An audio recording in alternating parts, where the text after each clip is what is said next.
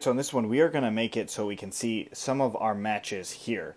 And we're just going to do some of them, and it's just going to be various matches, meaning that there's an instance of the match. It doesn't mean they're going to be good matches, it's just going to be some of the matches that we have. So to do this, we have to take a look at our match model itself. We're not going to be working with the profile model, but the match model itself where the match is actually occurring. So if we see here, we have two sides of this. We have a user A and a user B. Now our get or create call is actually looking for either user and looking with two users, right? It's not using one, it's using two. And now what we want to do is actually use one.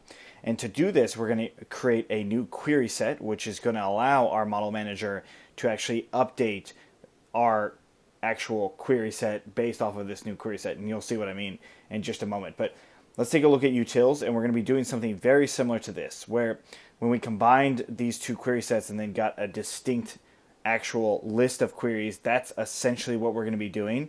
But instead now we're going to be doing it based off of one user. Instead of trying to combine two users, we'll base off of one.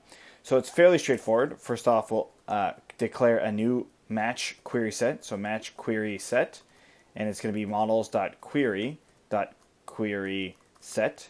And make sure you do camel casing on query set. And all I'm going to do here is define a new one called matches. And it's going to take in self and user. So user being the user that we actually want the matches of. And here we're going to do query set 1. So Q1 is equal to, this is going to be self.filter user A equals to user. And then Q2 equals to self.filter user B equals to user. So what this is doing is it's getting all of the items related to the match query set that are either, the user is either going to be in A or B. It doesn't really matter in this case, right? So we want all of them if they're in one or the other. And then finally, we're going to return a unique query set, so Q1 and Q2 distinct. So we actually want a distinct list here. So that's getting these matches. So how do we actually use this query set in our match manager?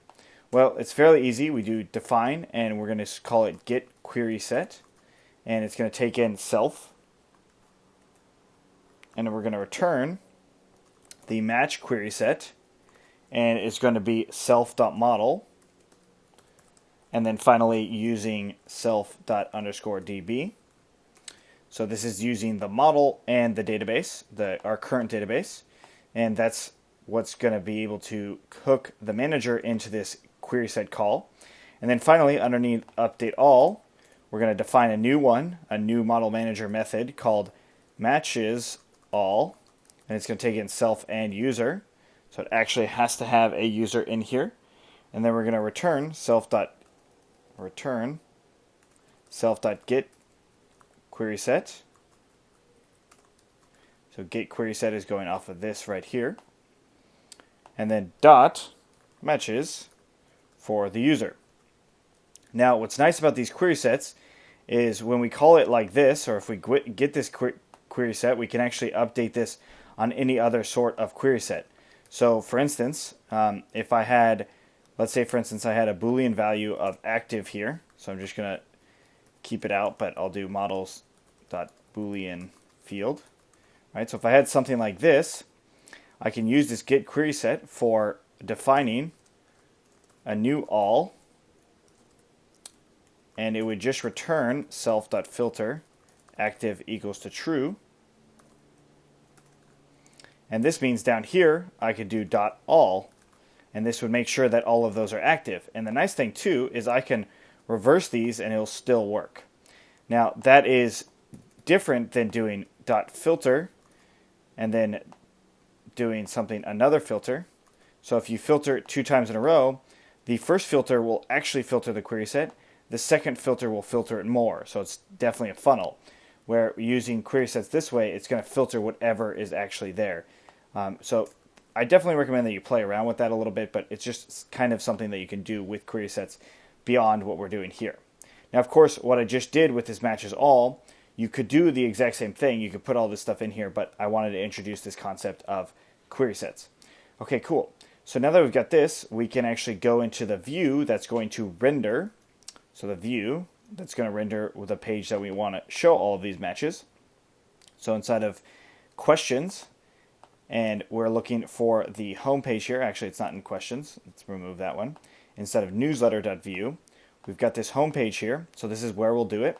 So let's go ahead and import matches, or the match model. So from matches.models, import match. And finally, we'll say matches equals to models.objects.matches underscore all. And this is going to be for the request.user. All right, so we should probably put this in if the user is authenticated. We'll put it in there. All right, so now that we have these matches, let's go ahead and add it into our context dictionary. And now finally, let's go into home.html and take a look at that. Inside of templates, questions, home.html, and up here we'll put matches. So we see the results, and oops, we got a global name models not defined. So let's see where this is coming from. If we look here, it's in views, home, so home.line 36, it's this right here. So matches, it should be match.objects, not models. And we got another error here saying keyword argument user. So let's scroll down and look for this error. So first of all, we have the match.matchObjects. This looks okay. Doesn't say anything about user here. If we look at this one, again, looks fine. And then finally, match query set self.model user equals to self.db. And that's incorrect.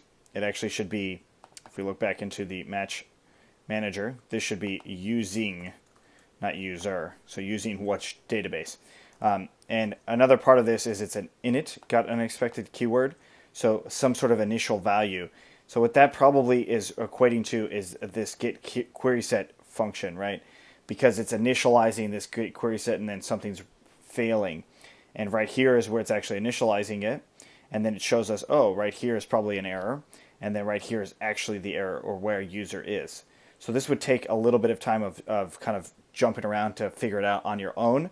But if you went through each traceback, you could kind of see and jump into each one of these to see which one of these is causing that issue. And in this case, it's user because it's saying user, and then unexpected argument user. And that's how we were able to find that specifically. All right, so if I refresh now, I see these different matches in here. So I've got 5 different matches that are showing up, and we probably have 5 different users total, which is cool. So now that we've got this, let's actually go ahead and iterate through these matches. So now I'm going to change the matches being, I'll say match set equals to that. And then just making matches a empty list here. So now I want to iterate through these matches. So I'll say for match in match set. And I'm going to append the user as well as the match percentage. So you'll see what I do here. First of all, I want to say if match.user A is equal to request.user and match.user B is not equal to request.user, then we'll actually append this match user. So we'll say matches.append, and I'm going to append something here. But first of all, let's make a list of things that we want. So items wanted are going to be we'll put a list here, and we'll say we want the user. So match.user B, I'll explain why it's user B in just a second. And then match.match percent, or get match percent. So let's actually look at the match model again. And if we scroll down to the match model, we want to get the get percent call here. So match.get percent. And then we'll do an else clause, or matches.append this item here. And I'll copy this entire thing and put it into an elif clause. And we're going to switch user A with user B.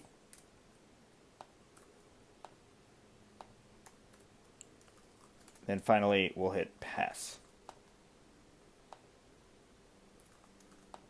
Okay, so now why are we appending user B? Well, basically we're saying if the match user is us, so if that first user is us, then that other user should also not be us, and then that way we can append it. And then finally, the next part of it would be the exact same thing but reversed. So if the other user is us, and then that first user is not us, then we can append it. Because if you look at our matches, there actually is a match between us and ourselves, which is something we don't want to see. And then finally, we add this match percentage to its own little list so we can see what this list does in just a second. And then it all appends. So if we refresh in here, I now have a list here of users, the user object, and their actual match percentage. So if I took off that clause of and not equal to us, let's just take this off real quick, and then refresh in here, it adds my current user on here, which is something we don't want to see. So I'm going to go ahead and refresh that. There we go. And now it's there. Perfect. So, or now it should be gone, and it's gone. The last thing we'd want to do is actually order this. So I'll do .order by, and we're going to do match underscore decimal in reverse order. So if we look in the models, we're ordering it by the top match. So if I refresh in here now, it actually orders it in the way that I would probably want to see it. So I'd want to see the more relevant matches first. So now that we have this, we can go ahead and actually update the design and look of it, which is something we'll do in the next one because there's one more thing that we'd want to add to this user. And yeah, so we'll do that in the next one. If you have any questions on this, let us know. Otherwise, let's keep going.